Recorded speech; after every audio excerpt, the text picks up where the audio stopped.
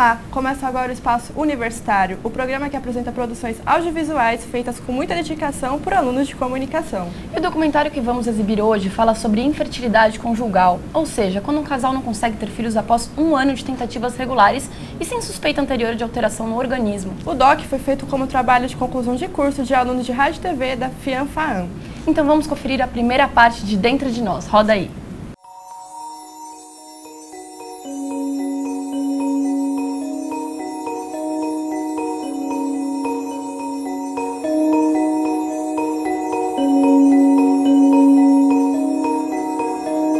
Aí nós sofremos atritos, claro, a gente pensou, olha, eu falei para ele, vai atrás de uma mulher que vai poder te dar um filho, de repente os seus bons conseguem encontrar com um bom dela, né? E ele ficou chateado e ele falou a mesma coisa para mim, vai você atrás de outro cara, vai, você está livre para ir atrás de outra pessoa, para também, de repente, o bom dele consegue chegar no seu bom.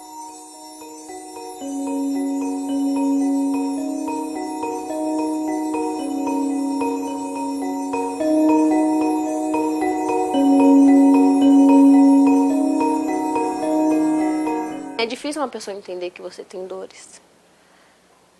As pessoas acham que talvez seja frescura, porque dor de cólica. Dor de cólica toma um remédio que passa, remédio não passa, dor de cólica de endometriose não passa. Nenhum remédio.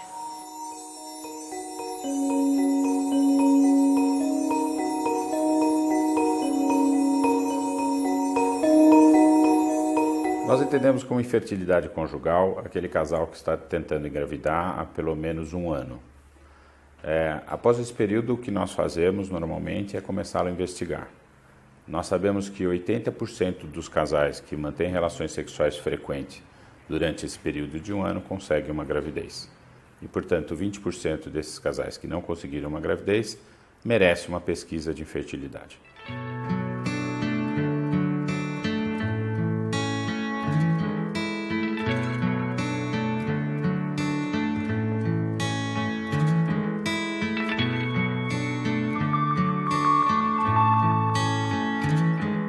Nós atendemos você semana passada, né? Foi basicamente uma triagem para a gente entender algumas questões que te trouxeram aqui. E hoje a gente vai continuar a sessão se aprofundando em algumas questões mais específicas, né? Uma questão que você trouxe semana passada, que eu acho que seria importante, isso você vai me dizer, né? Discutir hoje, seria a questão da infertilidade, né? Como é que é essa questão para você? Bom, tudo começou quando eu me casei e logo que eu me casei eu já quis ter filhos.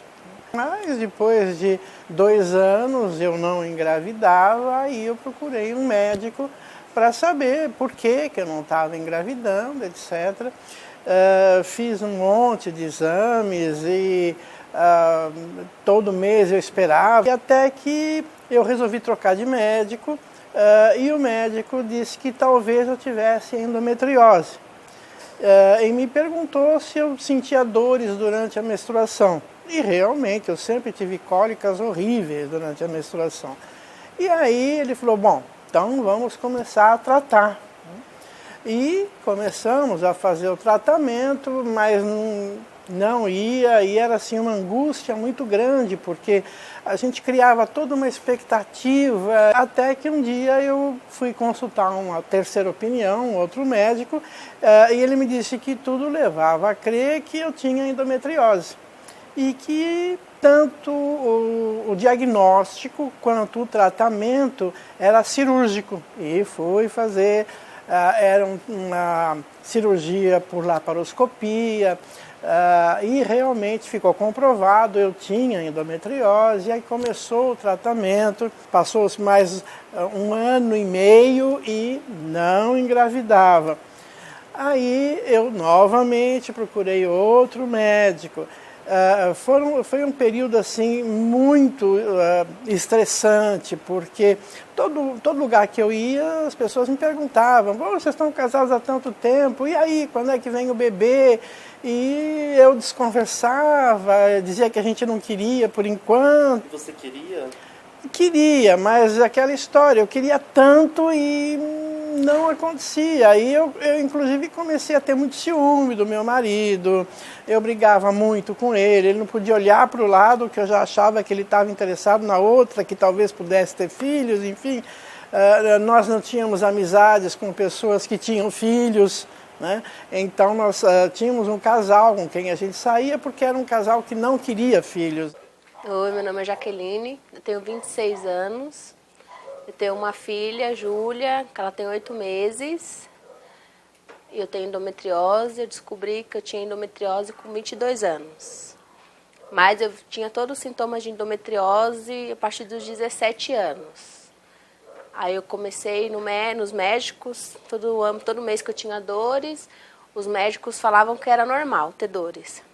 Até que um dia eu fui numa ginecologista e falou: Jaqueline, ter dores não é normal. Você deve ter endometriose. Achei super estranha essa palavra, endometriose, né? Aí ela falou assim: não, você tem que procurar um especialista para tratar, porque é uma doença que a mulher não consegue ter filho, tudo, então você tem que procurar um tratamento. E você pode ter várias coisas. Tem muita coisa que nós não sabemos ainda sobre essa doença, cada vez se fala mais sobre isso.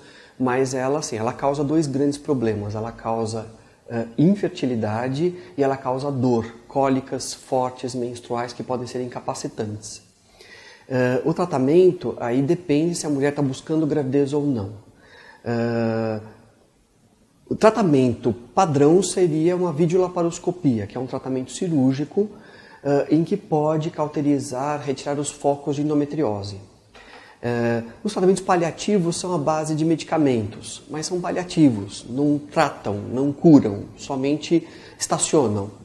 E os tratamentos, além da cirurgia, existe o tratamento também, se a mulher está objetivando gravidez, e os tratamentos assistidos, quando está indicado, que podem ser, por exemplo, uma fertilização in vitro, quando a mulher tem endometriose, não engravida por causa dela, e o in vitro está indicado para poder passar por cima da endometriose. A endometriose afeta a qualidade e quantidade dos óvulos, e o in vitro pode, em grande parte das vezes, ajudar essas mulheres com endometriose a engravidar e a tratar da endometriose. Meu nome é Regiane, eu sou casada com o Alexandre, já fazem 20 anos que eu sou casada, e nós não tivemos filhos. Começou com uns 18 anos de idade, eu ainda não estava com ele, mas eu já tive problemas menstruais, ciclos menstruais que não eram regulares, e eu sabia que isso não era legal. Fui num ginecologista, ele constatou que eu tinha ovário micropolicístico, que isso poderia agravar no futuro numa parte de gestação. Então já começava com o tratamento. Carmen, você falou bastante coisa, né? Eu percebo que tem uma ansiedade muito grande, né? Manifestada em você. Você me falou bastante em datas, em números, né? 2 anos de relacionamento, ainda não tinha tido filho, né? Depois alguns meses fazendo tratamento, 1 ano e meio depois. Que é a relação da cobrança da sociedade, né? Eu te perguntei logo no começo se você queria ter esse filho, né? Você acha que você sempre quis ser mãe? Como que era? Sim, isso era um sonho meu. Na realidade, bom, toda criança, acredito eu, toda menina brinca de boneca, né? Brinca com boneca, etc. E eu tenho sobrinhos, então sempre curti muito os meus sobrinhos.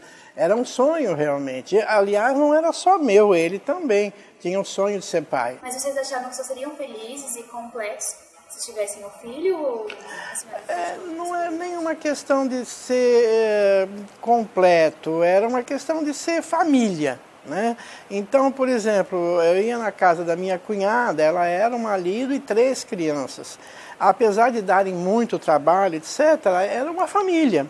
E só eu e ele, uma família, a gente achava muito pouco, a gente sentia falta, a gente tinha muita falta. A partir do momento que for identificado o fator da infertilidade, masculina, feminina, ou os dois, uma conjunção dos dois, enfim, vai ser indicado o melhor tratamento.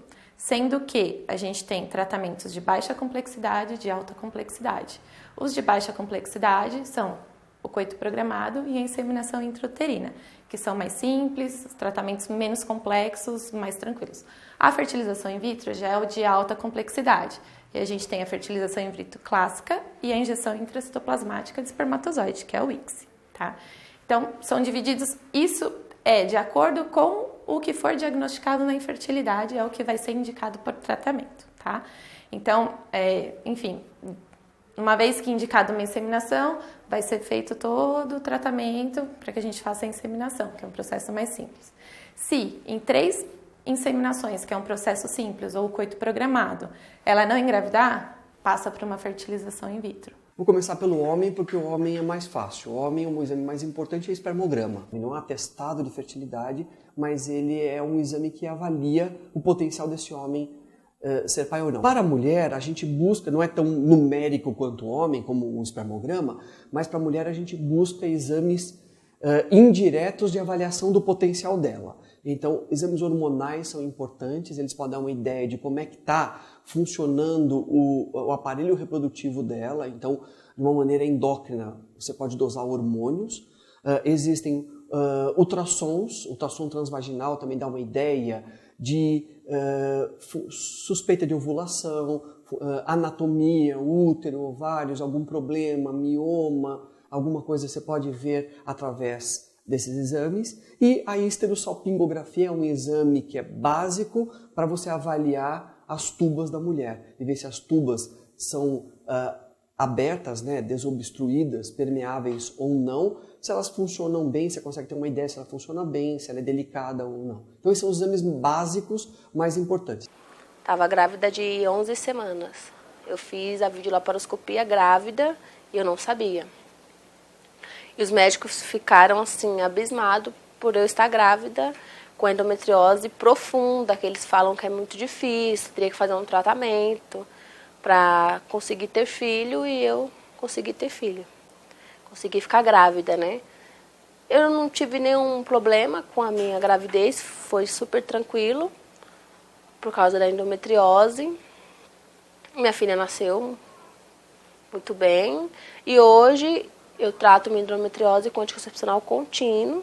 Fico fazendo os exames de 6 em 6 meses para avaliar como que ela está. Os médicos falam, se ela evoluir, mesmo eu tratando com anticoncepcional, eu teria que fazer outra cirurgia para poder tirar porque aonde ela está, porque ela cresceu, entendeu? Mas eles falam que não tem cura, que eu só vou ter cura com a endometriose quando eu estiver na menopausa. Durante um ano a gente tentamos naturalmente engravidar e vimos que não estava dando certo.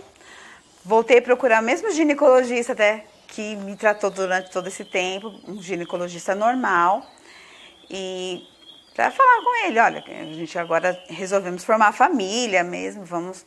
Então, ele pediu exames meus e um espermograma dele, mas não, a princípio não era o necessário, era o meu mesmo.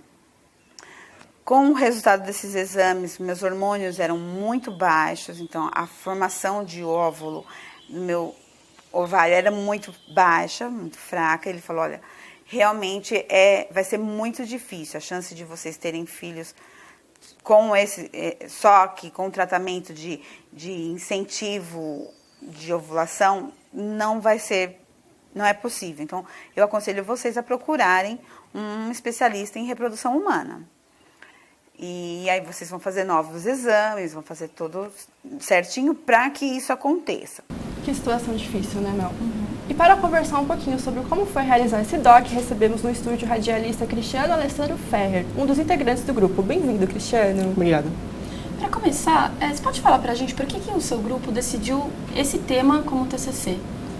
Bom, a ideia principal surgiu da Bruna Mangelli.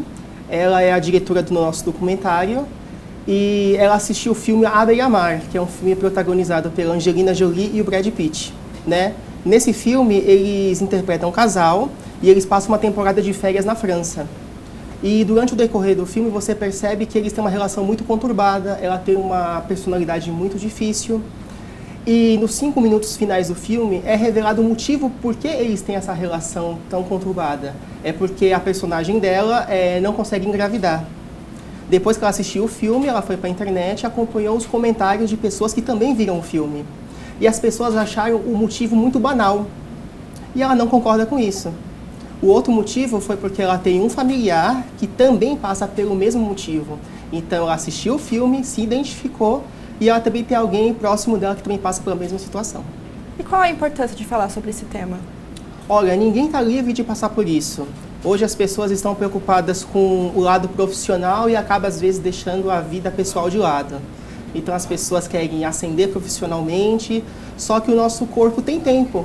Então, às vezes as mulheres deixam para engravidar um pouco mais tarde, o homem e a mulher às vezes não planejam essa gravidez e o organismo ele tem um prazo curto.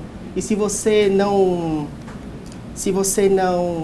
respeita esse prazo, então aí as coisas ficam mais difíceis. Com certeza. Como vocês chegaram até esses personagens? Foi difícil? Então, inicialmente nós frequentamos algumas palestras sobre infertilidade conjugal. A nossa intenção era sondar essas pessoas e fazer o convite. Só que quando nós chegamos nas palestras, a gente viu que era um pouco difícil porque as pessoas estavam fragilizadas. Então, você chegar sendo leigo no assunto para a pessoa e falar assim, olha, você quer participar do nosso documentário? Então, não foi uma tarefa fácil. Nós tivemos o apoio de uma jornalista, parceira de uma das clínicas de reprodução humana que nós convidamos para o documentário. Ela tentou fazer essa ponte para a gente, só que as pessoas interessadas em fazer a gravação eram do interior de São Paulo. A nossa intenção é gravar com pessoas aqui de São Paulo e dentro da semana. E essas pessoas só poderiam gravar no final de semana. Então, nós conseguimos essas pessoas, foi por boca a boca, conhecimento, pessoas que realmente falam assim, olha, eu gostei da proposta de vocês e eu quero participar. Nós tivemos um pouco de sorte nesse sentido. Você mantém um contato com esses personagens? Você sabe como esses casais estão atualmente? Olha, a gente não se fala desde o ano passado, dezembro de 2016.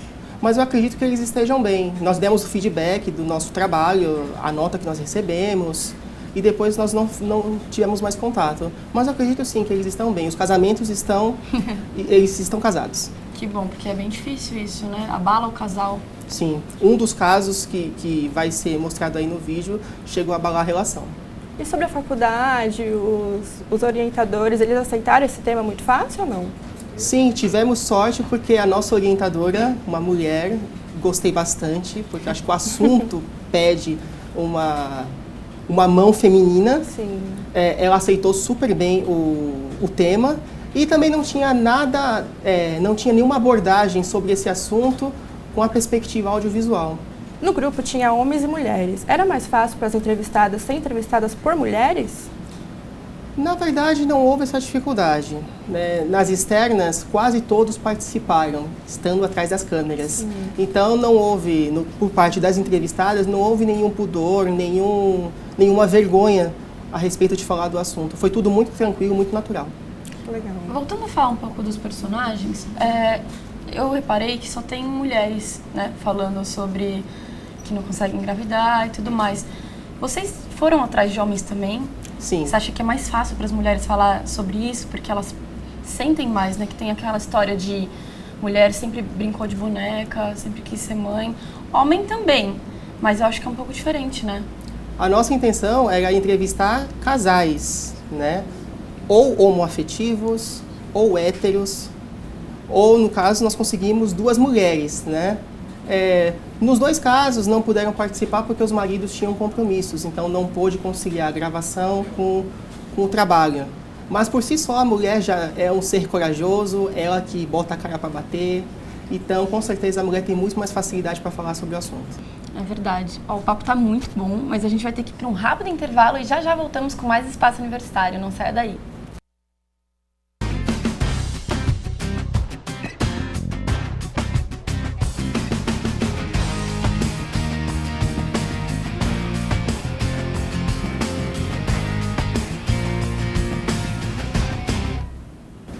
Voltamos com o Espaço Universitário, o programa que apresenta documentários audiovisuais feitos por alunos de comunicação. E aqui no estúdio, o radialista Cristiano Alessandro Ferrer. Ele é formado pela FIAM-FAAM e integrante do grupo que fez esse documentário sobre infertilidade conjugal.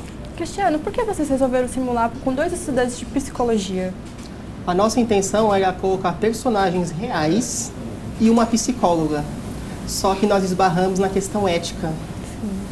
Entendeu? Então, nós tivemos que remodelar essa terapia para fazer uma simulação. Então, nós propomos, por que não propor uma troca de conhecimento?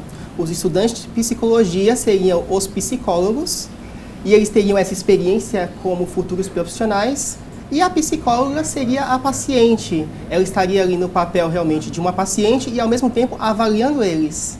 Então, e também ilustrar para o público como é que funciona. Como funciona isso dentro de uma sala? Sim.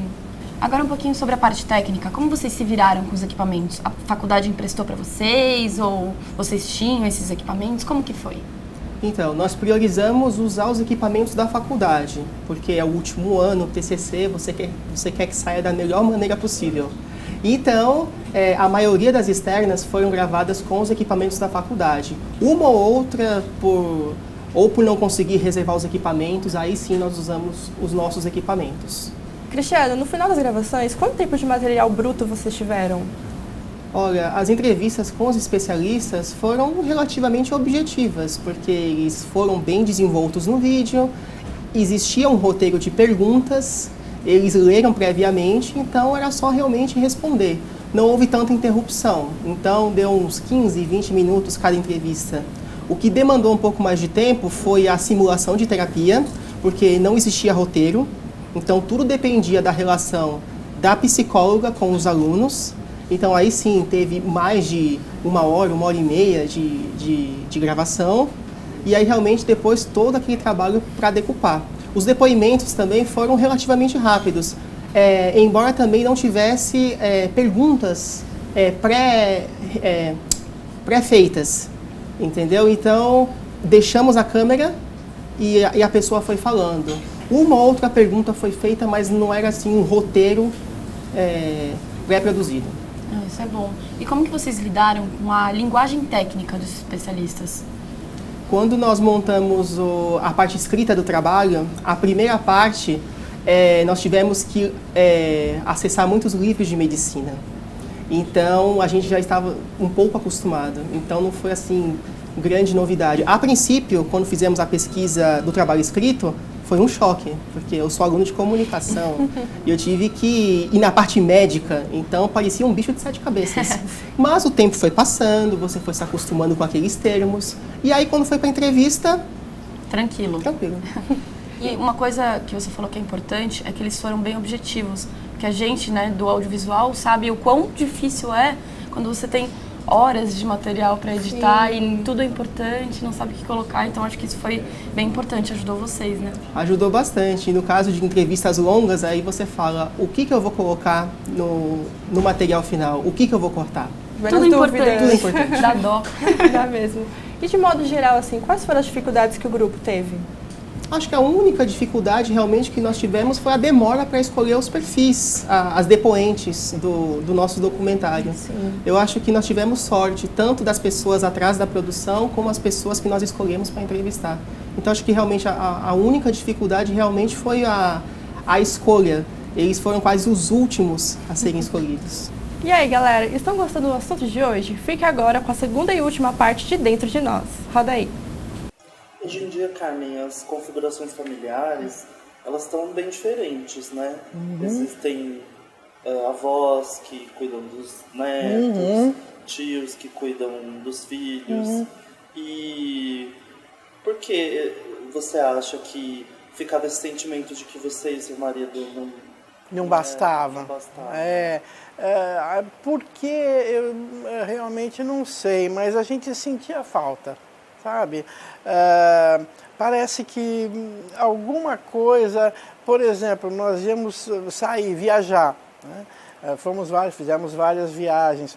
Mas assim, a gente sempre via as crianças entrando nos brinquedos e tal, e a gente ficava, eu principalmente ficava olhando, eu sentia, dificilmente você sai para algum lugar onde são só adultos.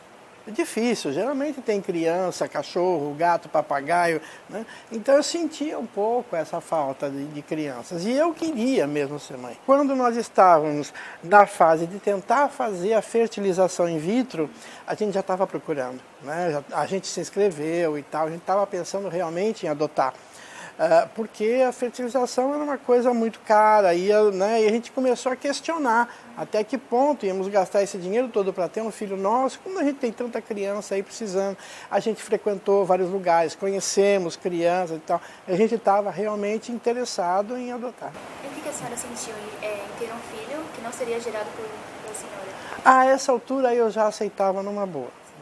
No começo eu queria muito um filho meu, né?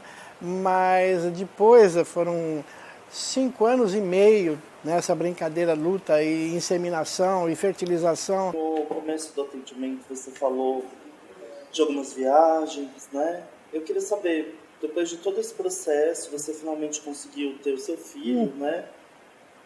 Algumas marcas ficaram porque esse processo não foi fácil. Né? Sem dúvida. Tem alguma passagem que te É interessante você perguntar sobre isso, porque nesse processo em que nós passávamos, a gente quase não saía, não ia na casa de parentes e tudo mais.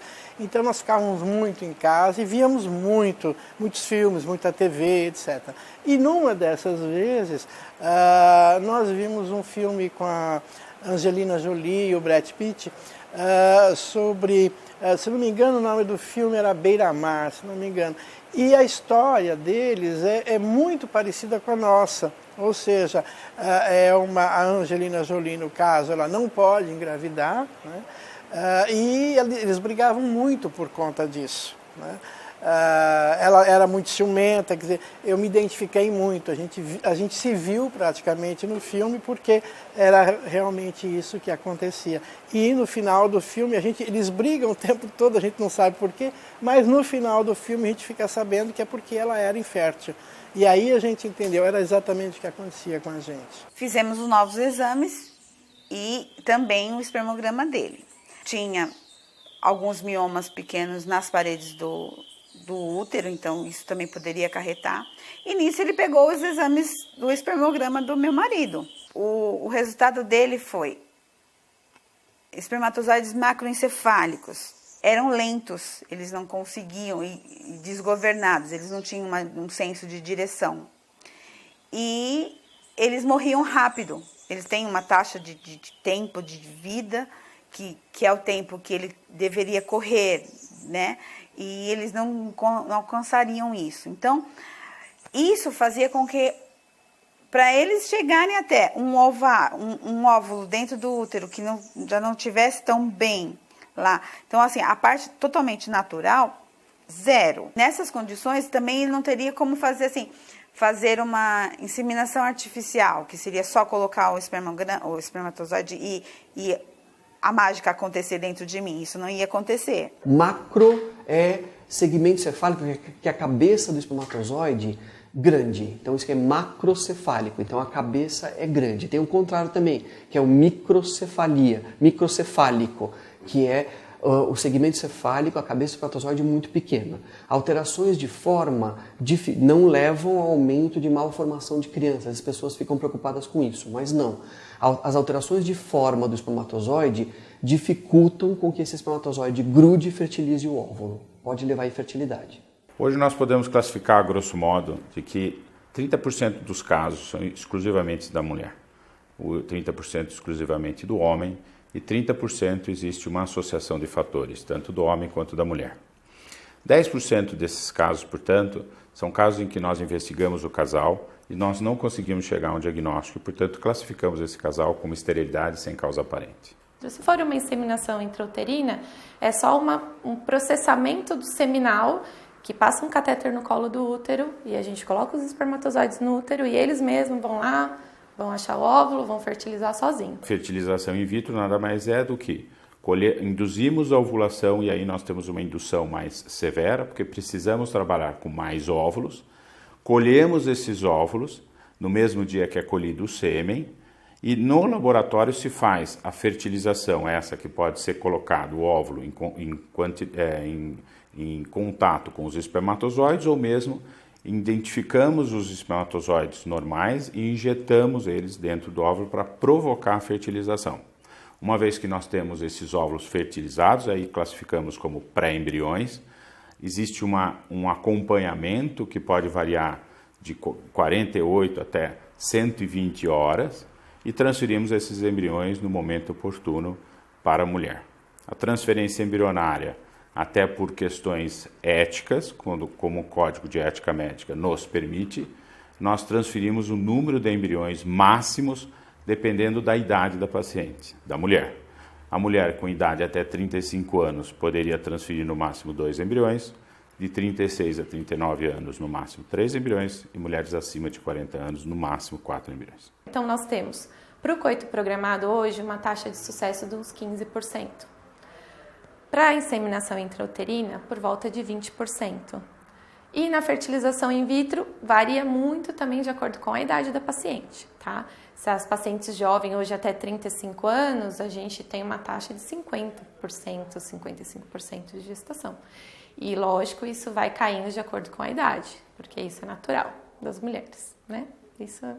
Então, assim, uma paciente de 40 anos, por exemplo, isso vai para 15%, 10%.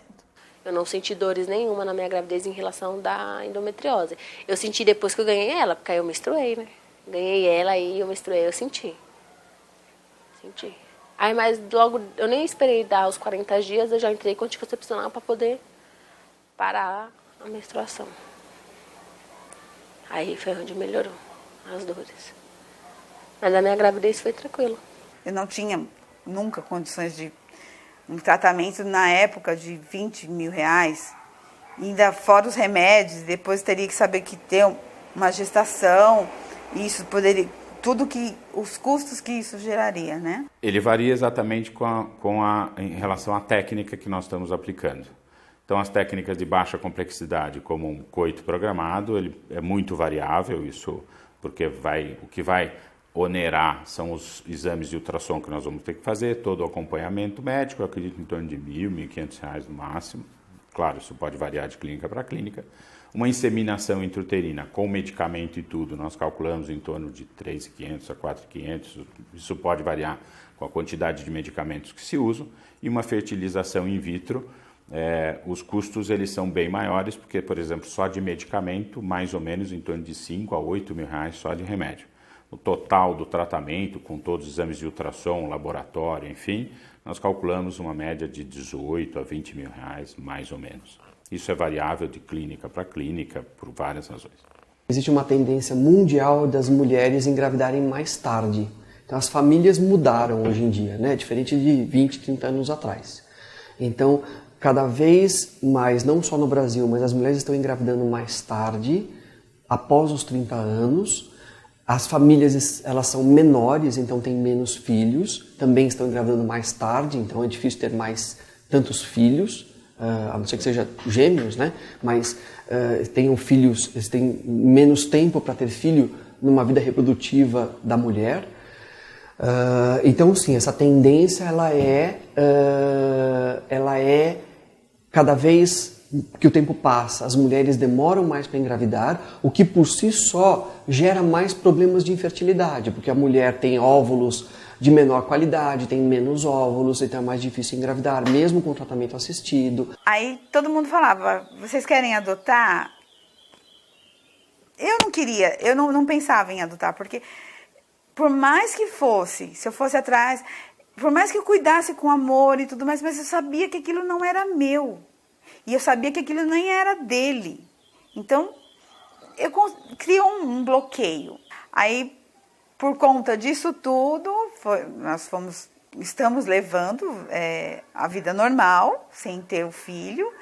E aí, com 40 anos de idade, eu tive que fazer a esterectomia completa, porque os miomas realmente não mesmo tratando, eles não diminuíram, eles dominaram todo o meu útero e acabei sofrendo muito mais outras consequências disso. Então seria interessante também, realmente, só que naquela época ter feito algum tratamento psicológico, né? Hoje em dia, nós dois já estamos bem, assim, não tenho mais, não posso mais, acabou, né? Então, e nem tem, no momento não tem ideia de adoção, não pretendo mais. Eu e ele e eu.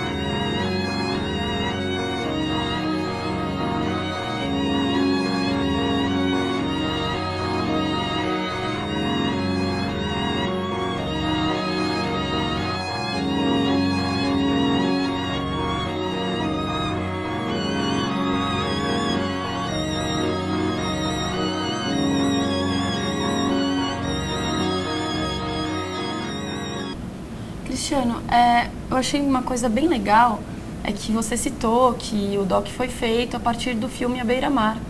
E uma das entrevistadas fala sobre esse filme também, né? Então tem uma relação muito grande, eu acho que sincronizou muito bem. Acho que esse ponto que você está falando é na parte da simulação de terapia. Sim. Né? Justamente, a simulação de terapia, eles assistiram o filme, né? Para eles terem repertório para fazer aquela simulação. Então, por isso que também o filme foi citado. Legal. Você tem alguma história de bastidor para contar pra gente? Tem uma bem curiosa, porque um dos entrevistados era um médico. Nós fizemos o contato com ele, entramos em contato por e-mail, explicamos do que se tratava a gravação do nosso documentário e nós falamos com a secretária dele. Então, ok, vocês podem fazer a gravação.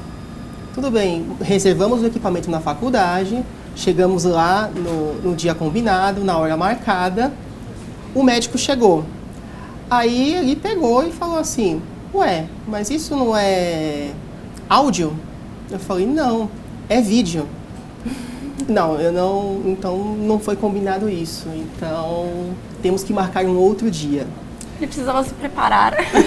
Não, assim, o entrevistado a gente procura respeitar a vontade dele, claro. Né? Se ele não está de acordo, ok, podemos marcar um outro dia? Ele falou, não, sem problemas, porque aí eu vou me preparar. Bom, tudo bem.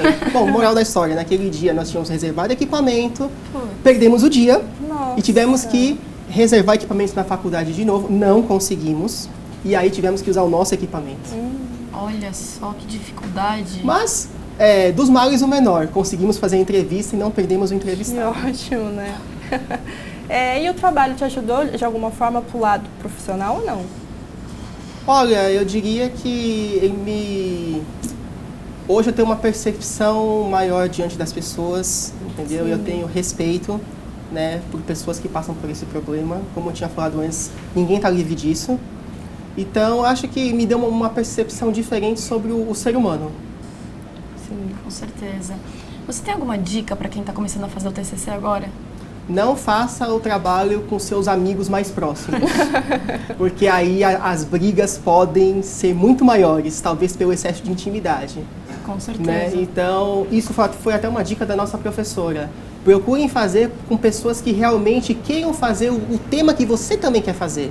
Se você faz com um amiguinho, a possibilidade da rixa, das brigas, serem muito maior e aí prejudicar o TCC. E para finalizar, qual é a mensagem que você gostaria de deixar após esse doc? Olha, sejam felizes, independente da composição familiar que você tiver. No documentário foi mostrado, no caso, 2 mulheres, 2 casais heterossexuais, uma com filho e uma sem filho. Mas nós sabemos que existem outras composições familiares. Sim. Casais homoafetivos, pais solteiros, mães solteiras e entre outros. Se em um desses casos quiserem ter um filho, procure ajuda médica, procure ajuda psicológica, esgotem todas as possibilidades. Eu não quero passar por esse tipo de processo. Por que não adotar? É uma possibilidade muito interessante que também deve ser avaliada com muito carinho. Eu não quero adotar, mas eu também não quero passar por esse processo. Eu sou feliz da maneira que eu sou. Perfeito. Só que eu, enquanto sociedade, eu não tenho o direito de te julgar, não tenho o direito de te cobrar. Cada um sabe o que é melhor para si e cada um vai atrás da sua felicidade. Então, a minha obrigação enquanto cidadão é respeitar a sua decisão. Muito bonita essa mensagem. Muito bonita mesmo. Cristiano, muito obrigada pela sua presença aqui no nosso espaço universitário. Você gostaria de deixar algum contato? O meu e-mail para contato é alessandro_ferrer@yahoo.com.br. Eu queria só agradecer a equipe do Espaço Universitário pela oportunidade de divulgação do nosso TCC. Queria também agradecer aos meus colegas de grupo pelo comprometimento com o trabalho, que é o Aurélio Pérez, Douglas Nobre, Bruna Mangelli e Fernanda Sigliano. A gente que agradece a sua participação. Muito obrigada. Você é super bem-vindo aqui no Espaço Universitário. Muito obrigado. E se você, assim como o Cristiano, tem um trabalho audiovisual aí, manda pra gente. Escreve para tv@câmara.sp.gov.br. Já aproveita e curte nossa página no Facebook. Até Tchau, a próxima. Gente.